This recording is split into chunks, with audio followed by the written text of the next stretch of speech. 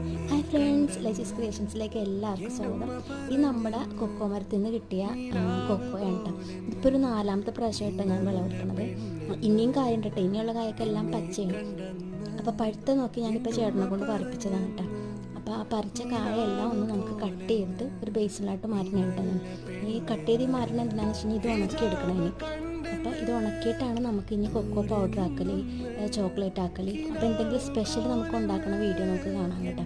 അപ്പോൾ ഈ കുറച്ച് പേർക്ക് കൊടുത്തു കഴിഞ്ഞിട്ട് ശേഷമുള്ളതാണ് കേട്ടോ. ഇനിയും ഉണ്ട് പഴുക്കാൻ വേണ്ടി. അപ്പോൾ ഒറ്റ മരത്തിൽ നിന്നാണ് കേട്ടോ നമുക്കിത് കിട്ടിയേക്കുന്നത്. അപ്പോൾ ഈ പ്രാവശ്യം നല്ല ഫലം ഉണ്ടായിട്ട് ഇപ്പോൾ ഇതുണ്ടായിട്ട് ഇപ്പോൾ 4 കൊല്ലത്തോളം ആയിട്ടുണ്ട് കേട്ടോ. അപ്പോൾ 2-3 കൊല്ലമായി ഇപ്പോൾ നമുക്ക് ഇതിൻ്റെ അകത്ത് നിന്ന് കാ കിട്ടാൻ തുടങ്ങിയിട്ട്. നമ്മുടെ ഇവിടങ്ങളിലൊന്നും അധികം കാണാത്ത ഒരു ഫ്രൂട്ടാണ് കേട്ടോ കൊക്കോ ഫ്രൂട്ട്. നമ്മളിപ്പോൾ താമസിക്കുന്നത് കൊച്ചിയിലാണ്. അപ്പോൾ ഇവിടെ അധികം ഒന്നും കാണാത്തതാണ്. അപ്പോൾ നമുക്കിവിടെ ചക്കയുണ്ട്. ചക്ക ഓൾറെഡി ഈ സ്ഥലം മേടിച്ചപ്പോൾ തന്നെ ഉണ്ടായ മരമാണ്.